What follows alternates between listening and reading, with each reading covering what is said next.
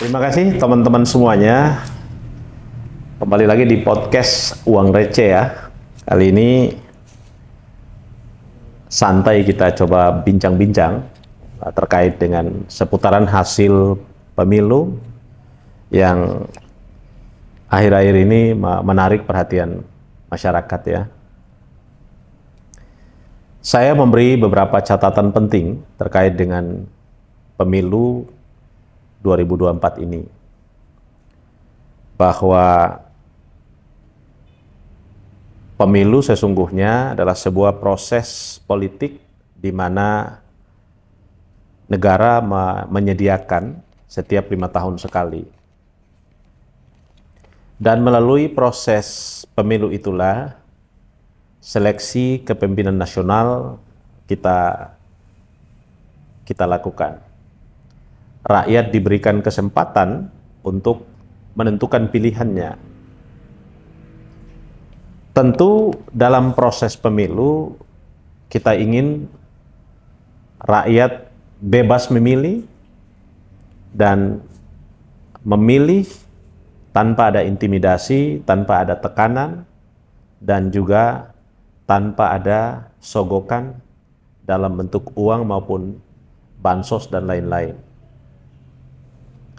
Saya menyampaikan keprihatinan yang mendalam terkait dengan situasi hari ini. Sehingga saya menyebut pemilu 2024 ini tidak lebih adalah ajang memamerkan kecurangan. Ya. Nah, mungkin bahasa yang tepat adalah kita persilahkan mereka untuk mencatat angka suara sebanyak mungkin yang mereka butuhkan dengan tinta kebohongan itu di atas kertas hitam, lalu masukkan ke kardus rongsokan itu, ya, lalu lapisi dengan kantong plastik agar terlihat sempurna.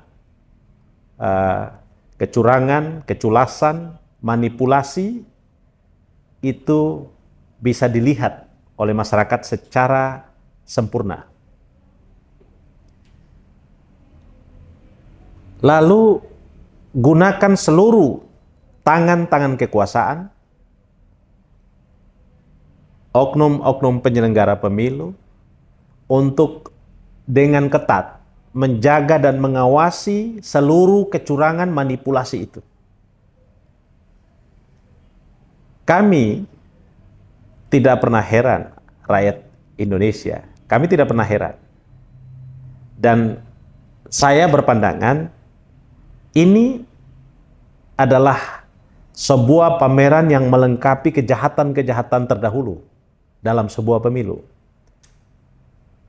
Nah, Anda bisa membayangkan konstitusi kita itu menjamin warga untuk memilih dan dipilih. Ya, itu konstitusi. Tetapi pemilu kita justru mengabaikan banyak rakyat yang datang ke TPS untuk menyampaikan hak suara.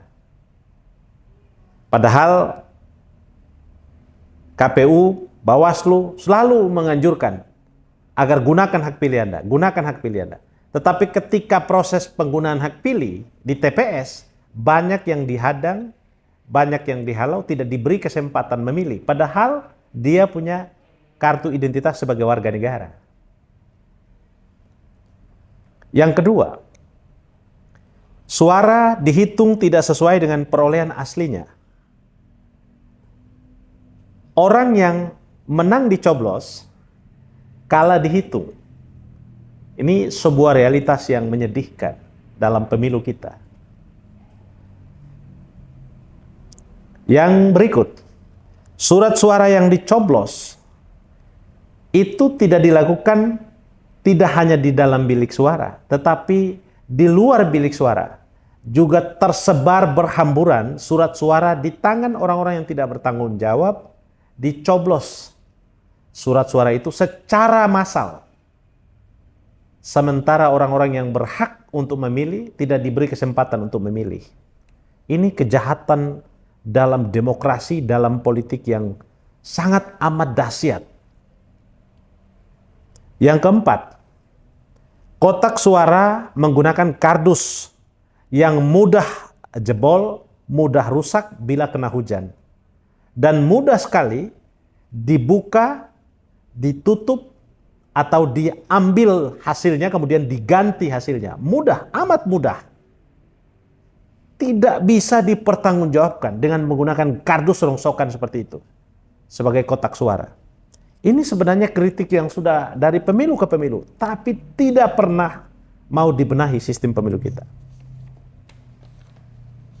Kemudian yang berikut, lembaga-lembaga survei itu mengumumkan terlebih dahulu hasil quick count-nya dan memenangkan capres tertentu mendahului pengumuman resmi. Sebuah proses penggilingan opini yang menyempurnakan, melengkapi kecurangan yang sudah dirancang dari sejak Mahkamah Konstitusi sampai pada proses pemungutan suara. Yang berikut, mulai dari presiden, menteri, gubernur, bupati, wali kota, sampai kepala desa dan perangkat desa. Partisipasi aktif, oknum-oknumnya partisipasi aktif, berperan melakukan intimidasi, melakukan teror, mengorganisir massa, dan termasuk menggunakan jabatan-jabatan itu untuk mempengaruhi orang agar memilih paslon tertentu. Ini kejahatan penyalahgunaan kekuasaan yang maha dahsyat, yang benar-benar merusak citra demokrasi kita. Kemudian yang berikut, uang negara, bantuan sosial, dipakai untuk beli dan tukar dengan suara rakyat. Benar-benar menyedihkan. Apa yang mesti didapatkan oleh rakyat dalam kehidupan sebagai warga negara, hak-haknya memperoleh bantuan sosial, itu dikompensasi dengan suara mereka ketika pemilu. Kemudian yang berikut, yang jadi calon wakil presiden itu dengan mudah saja merubah aturan, menjebol perangkat aturan dengan menjebol Mahkamah Konstitusi. Kemudian yang berikut, KPU dengan tidak merubah peraturan KPU tentang persyaratan pendaftaran pasangan calon, mudah saja kemudian menerima proses pendaftaran itu. Dan yang paling penting lagi adalah aplikasi Sirekap yang menyempurnakan seluruh kejahatan, rangkaian kejahatan dan kebohongan itu. Dan akhirnya hari ini dunia semua mengetahui betapa buruknya pemilu dalam sejarah kepemiluan di Indonesia. Dan 2024 ini adalah sejarah pemilu paling buruk. Pertanyaannya, apa yang harus kita lakukan? Pertama, kuatkan ikhtiar untuk sebisa mungkin ya menghadapi, mengawasi, dan melakukan kritik bahkan protes keras terhadap seluruh rangkaian kecurangan ini sampai pada titik yang kita ikhtiarkan agar seluruh proses ini bisa dibenahi dan diulangi dan dilaksanakan sesuai dengan asas perundang-undangan yang berlaku. Yang kedua, jika Anda memilih diam dan Anda membiarkan ini, maka kekuasaan fasik, kekuasaan zolim ini akan terus dilanggengkan dan negara ini akan terus digiring pada ketamakan sekelompok orang yang berkuasa dengan cara-cara licik, cara-cara zolim, dan akhirnya rakyatlah yang menanggung dan merasakan penderitaan dari waktu ke waktu. Pemilu penuh kebohongan, pemilu penuh kecurangan. Ini bukan sekedar cerita fiktif. Maka film dokumenter Dirty Food itu melengkapi dan telah menjadi satu fakta di mana pemilu hari ini tidak mampu menyajikan sebuah proses demokrasi yang baik, demokrasi yang adil, demokrasi yang jujur, sesuai dengan harapan kita semuanya. Salam akal sehat.